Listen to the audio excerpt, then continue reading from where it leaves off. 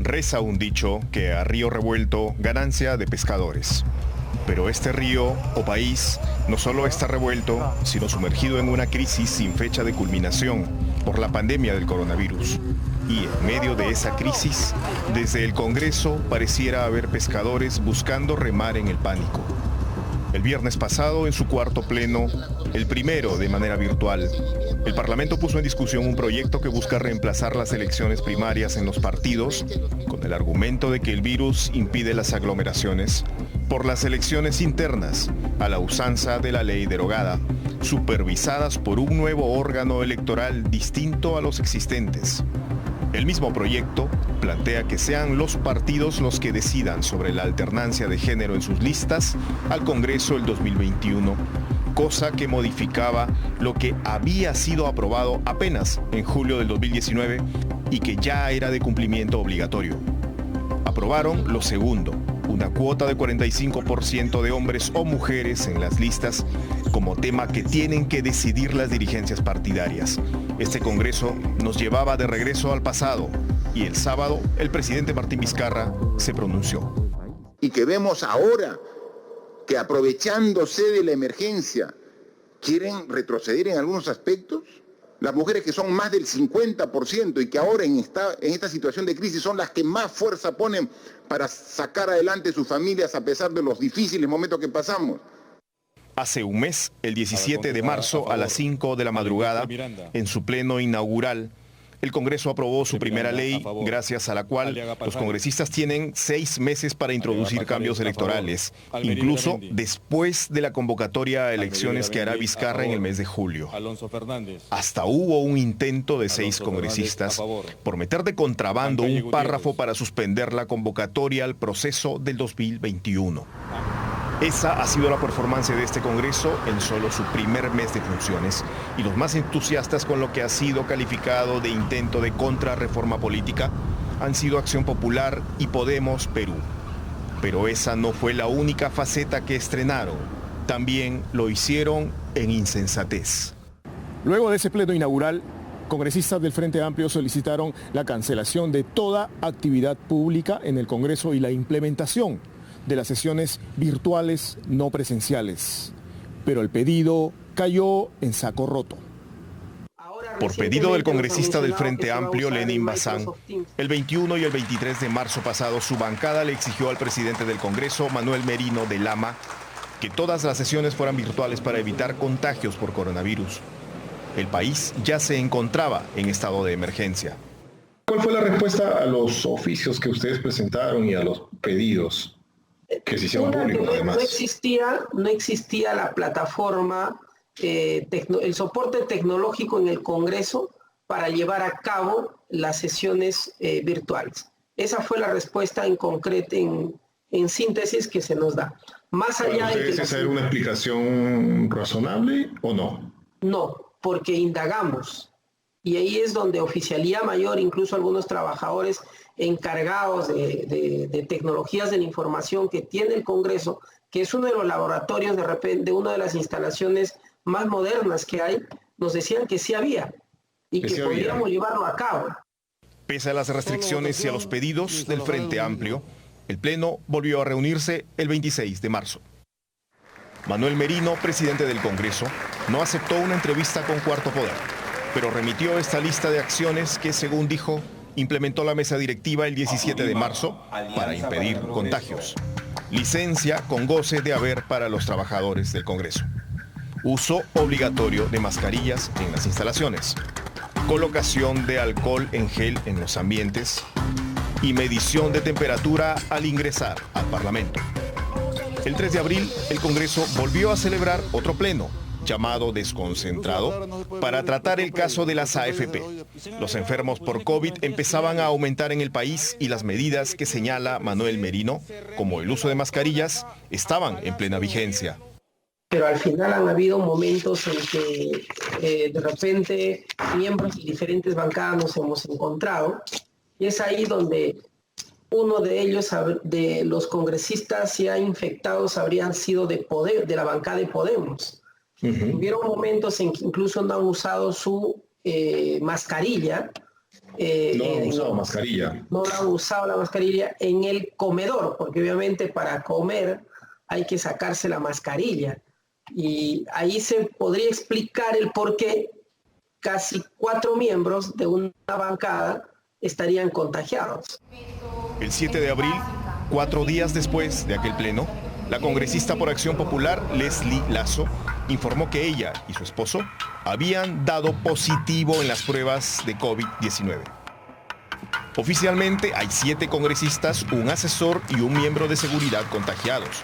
Pero este programa ha conocido que adicionalmente habría por lo menos un asesor de Podemos y otro agente de seguridad contagiados.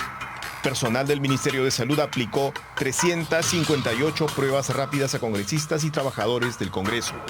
Algunos parlamentarios contagiados, entre ellos José Luna Morales, hijo de José Luna Gálvez, dijeron que fueron testeados con hasta 2 pruebas serológicas o rápidas, pero que los resultados habían arrojado negativo. Recién tras una tercera prueba, ahora molecular, confirmaron que portaban el virus. Al propio excongresista fujimorista Glider Ushnagua, quien falleció por problemas pulmonares generados por el COVID, le aplicaron inicialmente una prueba rápida en Pucallpa con la misma respuesta, negativo.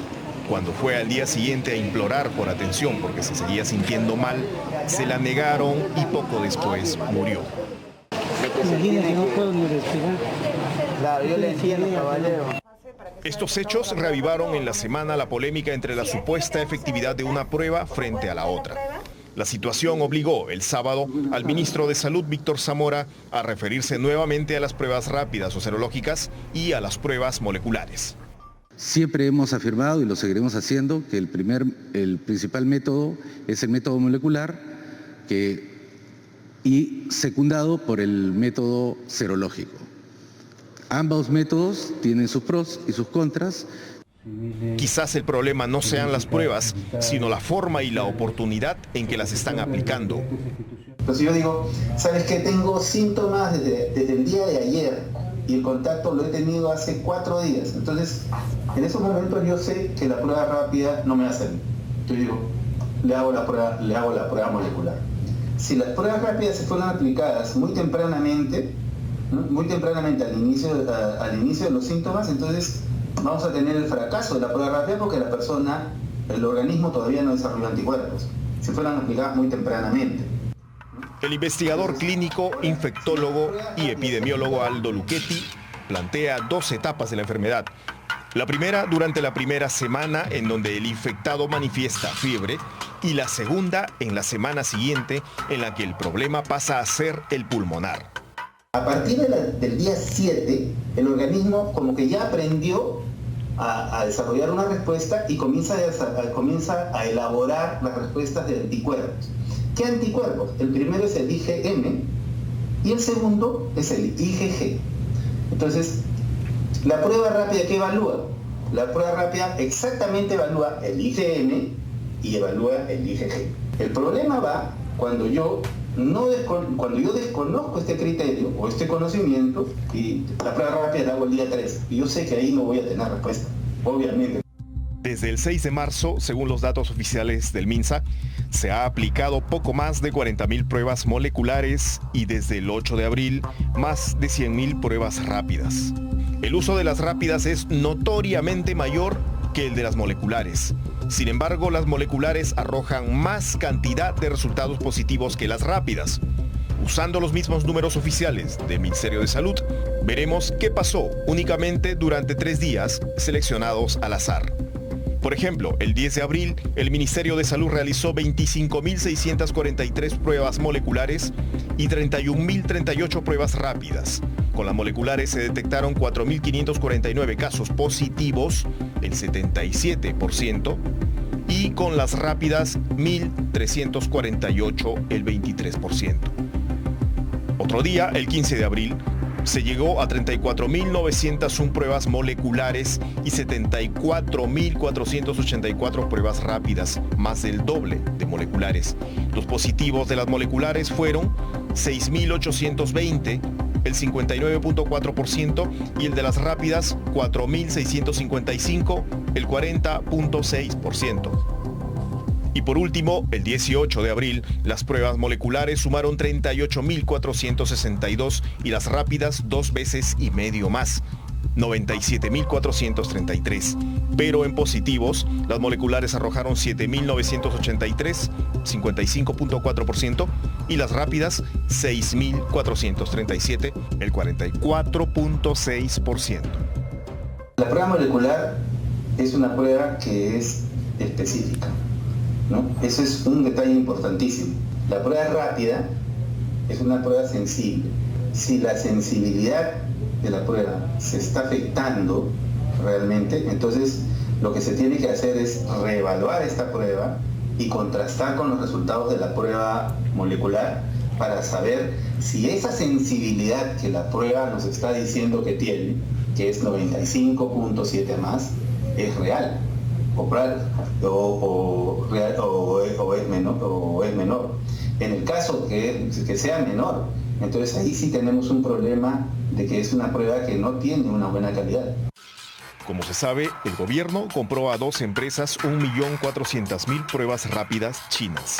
El primer lote de 300.000 pruebas fue vendido por la empresa Nipro Medical Corporation y llegó 3 semanas atrás. Hoy, el portal Ojo Público informó que esos test no cuentan con la certificación de la Autoridad Sanitaria China. El ministro de Salud, Víctor Zamora, se refirió esta mañana al tema. En ese momento nosotros compramos las pruebas con las certificaciones que pide la regulación peruana. No la china. Okay. La regulación peruana exigía que pasen por la certificación de la Unión Europea. Okay. Y nosotros hemos seguido estrictamente las reglas peruanas. La segunda mitad del 1.400.000 pruebas rápidas estaba varada en el aeropuerto de Shanghái, como informamos, hace más de 2 semanas. Por fin, la primera parte, 300.000 pruebas, vendida por otra empresa, Multimedical Supplies SAC, llegó el viernes y el sábado el ministro de Salud las presentó. Las regiones claman por más pruebas, pero el gobierno les pone condiciones. Nosotros hemos repartido las pruebas en todos los casos, todas las regiones. Si no han terminado de procesar la data, no se le puede enviar nuevas pruebas. Pero el día de mañana... ¿A qué se refiere con procesar la data? Si yo te envío 2.000 pruebas. Ajá. ¿En qué las gastaste y a qué? Yo necesito saber en qué lo gastaste, necesito el resultado para poder hacer la segunda etapa, que es la vigilancia, la prevención de las personas positivas. ¿Y hay regiones que no han entregado esa información? Hay regiones. ¿Qué regiones no han entregado esa información? Todas las regiones. Las pruebas moleculares que ya escasean en el mundo y de la que estamos careciendo desde el inicio de la pandemia son para el físico de la Universidad Nacional Mayor de San Marcos, Víctor Peña, la mejor referencia con que cuenta para hacer un análisis matemático de la evolución del virus con base en las cifras oficiales del Ministerio de Salud. Si bien la cantidad de infectados crece día tras día, para el científico hay una tendencia aún inicial de que la velocidad de ese crecimiento empieza a frenarse. ¿Qué indica la línea de las pruebas moleculares? Indica con claridad, digamos, de que hemos cambiado, hemos salido definitivamente de la zona de crecimiento exponencial creciente y hemos entrado a algo diferente, más bajo, que puede ser lineal o exponencial creciente, algo más bajo. De todas maneras, eso es bueno. Según el científico, si la ciudadanía dejara de salir sin razón ni justificación de sus viviendas, esa tendencia podría consolidarse. Lo que cuenta en una pandemia, señala el físico Peña, no es el número absoluto de infectados, sino cuántos enfermos hay por millón de habitantes.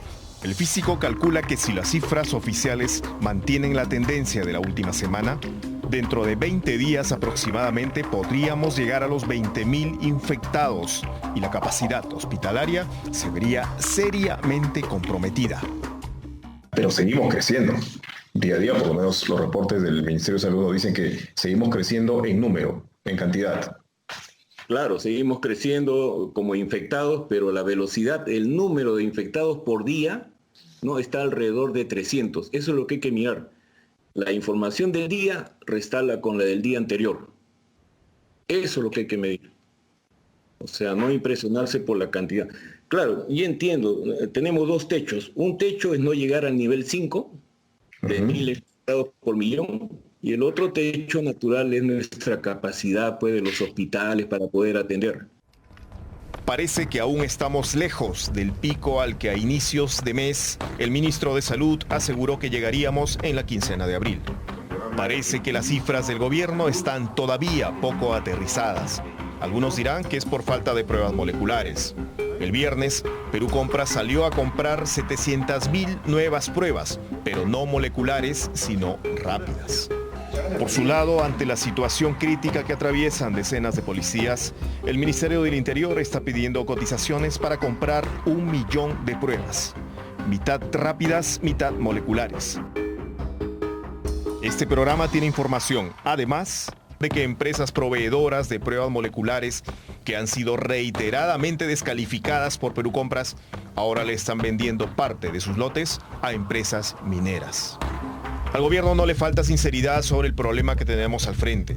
Lo dijo el sábado el presidente y lo señaló hace una semana en Arequipa la jefa del comando COVID, Pilar Macetti.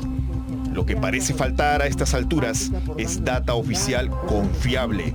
Diariamente el gobierno nos entrega una cifra de infectados producto de la suma de ambas pruebas, molecular y rápida.